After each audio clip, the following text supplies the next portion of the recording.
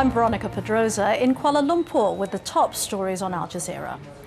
Sri Lankan President Rajapaksa has made a televised speech to the Sri Lankan Parliament where he described the victory over the Tamil Tiger rebels.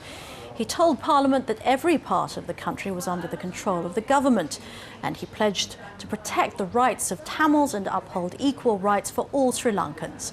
The military claims to have killed the Tamil Tigers' founder, Velupillai Prabhakaran, but a pro-rebel website claims the LTTE leader is alive and well.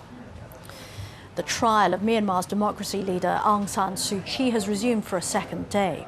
Protesters and security officers gathered outside Insane Prison in Yangon, where the trial is taking place. Suu Kyi is accused of breaching the terms of her house arrest after an American man entered her home. Her lawyers say the man was uninvited and was asked to leave. US President Barack Obama has pressed for a two-state solution to the Middle East conflict in his first official talks with Israeli Prime Minister Benjamin Netanyahu. Meeting in Washington, Obama also urged Netanyahu to stop Jewish settlement building. Netanyahu expressed his support for Palestinians to have self-government, but made no mention of a separate state. Anti-government fighters in Somalia have advanced closer to the capital, Mogadishu.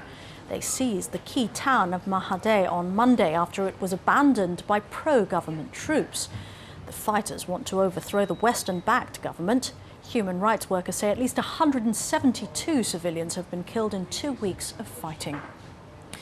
The UN's refugee agency is warning that Pakistan's humanitarian crisis could result in the biggest displacement of people since Rwanda's genocide in 1994. The UNHCR says almost 1.5 million people have now registered for help since fighting broke out in the SWAT Valley region 3 weeks ago. More than 2 million people have fled the fighting. And at least 26 people have been killed by landslides triggered by days of rain in the southeastern Philippines. Authorities say a rescue team's on its way to Pantukan Township, where dozens of houses have been buried. For the latest updates, you can log on to our website. The address is aljazeera.net/English.